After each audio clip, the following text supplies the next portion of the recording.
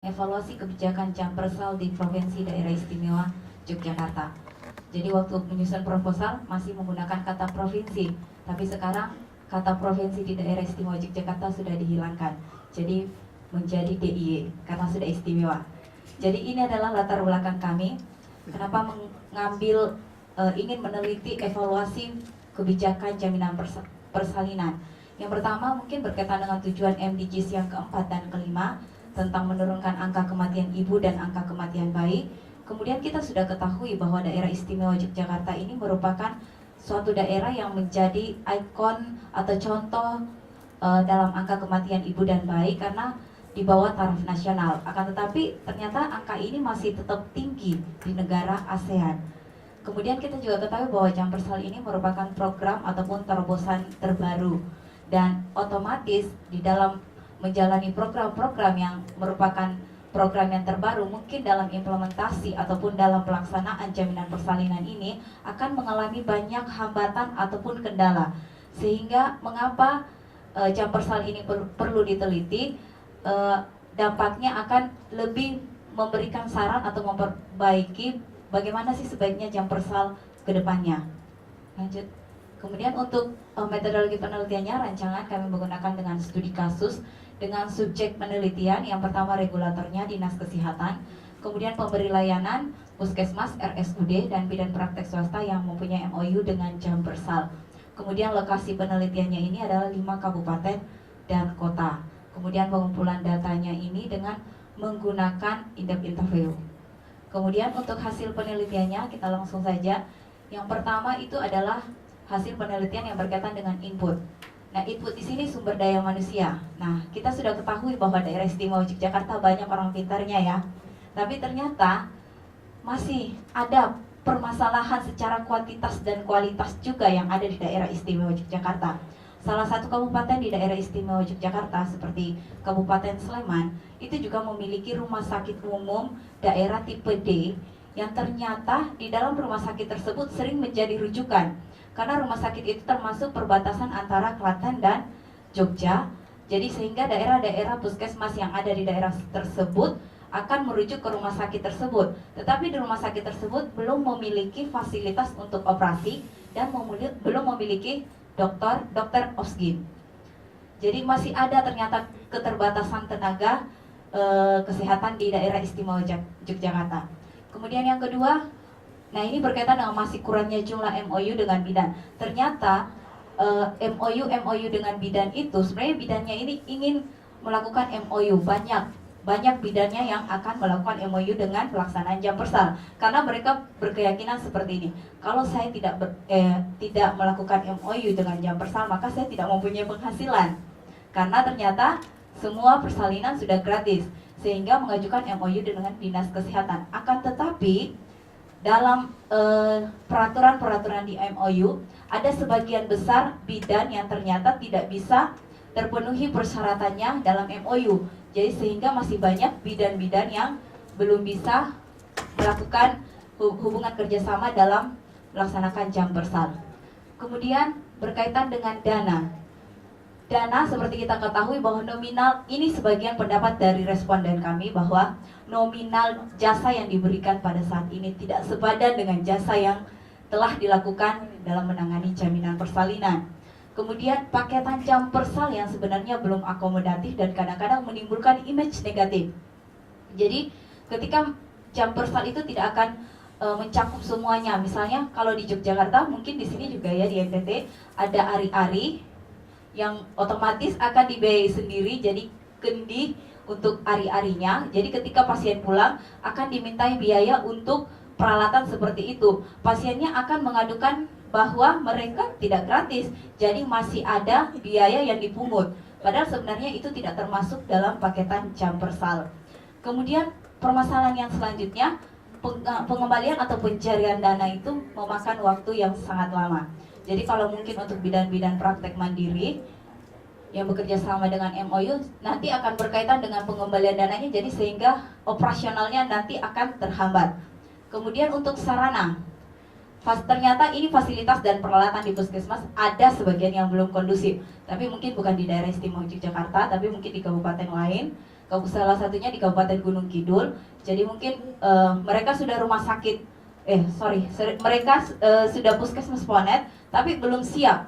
Tapi sudah ditetapkan sebagai puskesmas Ponet, tapi belum siap untuk menjalankan sebagai puskesmas Ponet karena sarana dan fasilitas puskesmasnya belum memadai. Kemudian lanjut. Nah, untuk kebijakannya ini hanya mungkin tidak sinkron kebijakan pusat dengan daerah. Misalnya mungkin ini adalah kebijakan dengan IB-nya.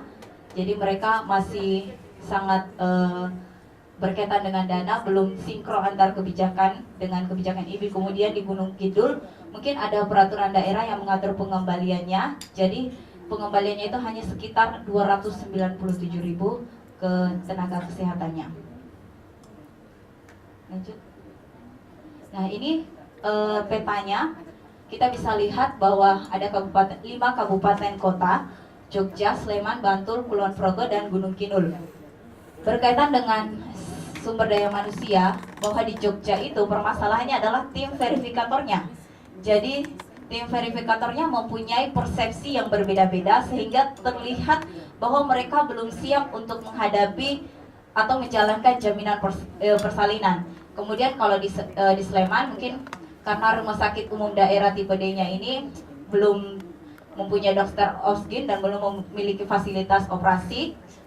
Sama tim verifikatornya juga seperti itu. Kemudian Bantul mungkin secara kuantitas. Kemudian Kulon Progo tim verifikator dan terlihat bahwa PPK lanjutan itu belum siap untuk menjalankan jam persal. Nah, kemudian Gunung Kidul, karena Gunung Kidul merupakan suatu kabupaten yang mungkin agak jauh, jadi secara kualitas dan kuantitas masih berkaitan dengan SDM-nya. Kemudian dana, semua kabupaten dan kota mengatakan bahwa biayanya tidak sepadan dengan jasa yang telah dikeluarkan. Lanjut. Kemudian sarana. Nah, permasalahan yang dalam sarana ini bahwa ternyata rumah sakit umum yang sering menjadi rumah sakit umum rujukan itu selalu mengatakan penuh, kapasitasnya penuh. Jadi ada peraturan yang mengatakan bahwa kalau mau rujuk di rumah sakit harus by phone dulu. Kalau tidak by phone, kami tidak akan melayani. Tapi ketika ditelepon, rumah sakit itu akan sering mengatakan bahwa kami lagi penuh, kami penuh. Jadi ada salah satu bidan yang nekat langsung ke rumah sakit umum tersebut dan akhirnya malah berantem dengan pihak rumah sakitnya. Karena kenapa tidak melalui telepon? Seperti itu. Tetapi akhirnya karena punya teman dokter di situ, si pasiennya bisa dimasukkan ke dalam rumah sakit tersebut. Jadi belum ada transparansi dalam sistem rujukannya. Kemudian kebijakannya masih berkaitan dengan kompensasi di luar IB. Lanjut. Nah, kemudian ini adalah prosesnya. Sosialisasi program jam persal belum optimal. Jadi mungkin ada salah satu puskesmas di kota Yogyakarta yang mengatakan bahwa ternyata yang menikmati jaminan persalinan itu malah kebanyakan orang yang menengah ke atas. Apakah orang-orang yang ke bawah itu belum mengetahui tentang jam persalnya? Jadi sosialisasinya belum optimal. Kemudian paketan jam persal, saya pikir paketan jam persal ini perlu dijelaskan kepada masyarakat umum sehingga masyarakat umum mengerti apa saja paketan-paketan yang perlu kita dapatkan ketika kita mendapatkan pelayanan dalam jam persal. Kemudian persyaratan pasien juga masih kadang-kadang pasien masih ada juga yang tidak mau memenuhi persyaratan sehingga ini akan menghalangi proses klaimnya. Dan di dalam salah satu juknisnya mengatakan bahwa kalau hamil di bawah umur 17 tahun persyaratannya hanya menunjukkan KTP. Jadi hamil di bawah umur 17 tahun diperbolehkan untuk menunjukkan kartu identitas. Jadi kartu keluarga atau surat nikah tidak menjadi persyaratan sehingga mungkin ini akan menjadi salah satu tidak sesuai lah dengan budaya timur kita. Kemudian yang kedua mungkin proses klaim yang masih rumit dan bertele-tele ya, karena ini persepsi tim verifikator kita belum siap sehingga persepsi ke tim verifikator antara PPK 1, PPK 2 masih berbeda-beda. Kemudian prosedur penggunaan jam persal masih bermasalah pada pasien. Misalnya saja pasien mampu pada awalnya itu tidak ingin menggunakan jam persal, tetapi ketika sudah di tengah kehamilan mendapatkan penyulit persalinan, dia akan menggunakan jam persal. Jadi dari awal tidak menggunakan jam persal, tapi setelah dia menghadapi penjulit persalinan, maka menggunakan jam persal, sehingga akan memberikan dampak terhadap verifikatornya. Kemudian sistem rujukan jam persalnya. Nah, ini mungkin yang menjadi permasalahan di dalam jam persal, karena masih sering terjadinya penolakan dan penumpukan pasien di rumah sakit rujukan. Kemudian alur rujukannya itu biasanya harus ke rumah sakit umum daerah dulu, kemudian ke RSUP. Jadi di Yogyakarta biasanya ada RSUP, puskesmasnya dekat RSUP tapi harus ke RSUD. Padahal RSUD-nya jauh, tapi harus ke RSUD terus baru ke RSUP. Kemudian untuk biaya untuk transportasi rujukan belum sesuai dengan pengembalian. Jadi ini beberapa responden kami mengatakan bahwa biaya yang dicakup, biaya rujukan untuk transportasi yang dicakup di dalam jam persal itu ternyata belum mengakomodatif semua apa yang kami lakukan pada saat merujuk. Kemudian untuk outputnya, kami outputnya hanya melihat bagaimana penerimaan pasien. Ternyata di rumah sakit di PPK lanjutan itu penerimaan pasien masih belum jelas dan kadang-kadang sering dipingpong. Jadi ke rumah sakit sana, ke rumah sakit sini.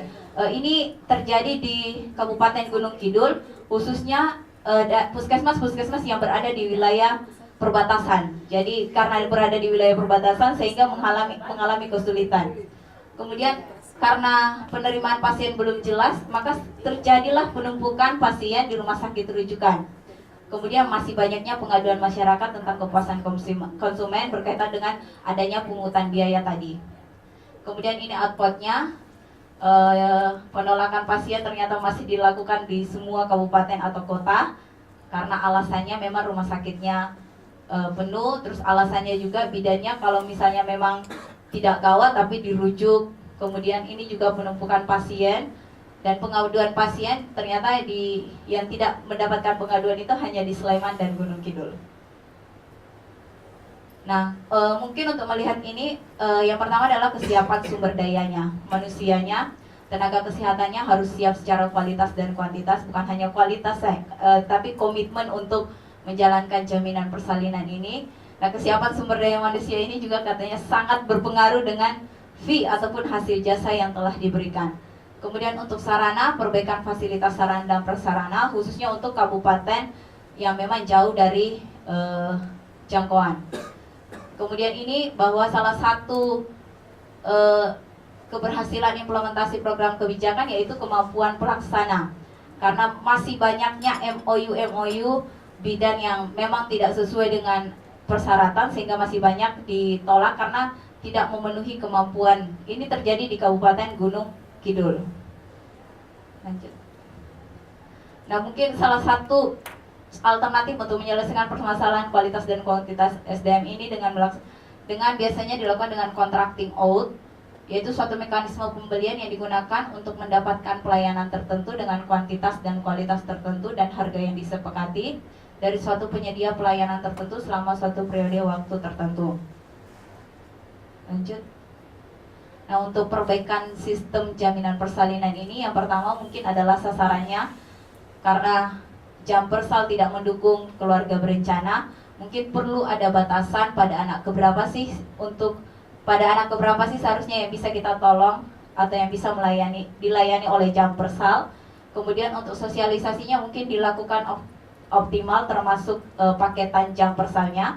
Kemudian proses klaim dan pembiayaannya masih rumit karena persepsi verifikator berbeda-beda apalagi dengan pemberi layanan.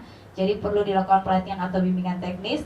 Kemarin kami dari Bapelkes mengadakan pelatihan terhadap tim verifikator, bahkan yang mengajarnya saja agak bingung menggunakan software INASIBIJIS-nya, sehingga mungkin perlu pelatihan yang terintegrasi. Nah, ini adalah saran kami bahwa sistem rujukan sebaiknya terintegrasi berbasis elektronik, di mana perlunya membuat sistem rujukan yang online untuk melihat ketersediaan kamar. Jadi kita perlu transparansi untuk melihat sarana-sarana atau fasilitas kesehatan pelayanan yang bisa menjadi tempat rujukan sehingga tidak terjadi penumpukan ataupun penolakan pasien. Sehingga mungkin kedepannya bisa dilakukan sistem elektronik, sistem rujukan yang terintegrasi. Ya, terima kasih. Demikian, Assalamualaikum warahmatullahi wabarakatuh.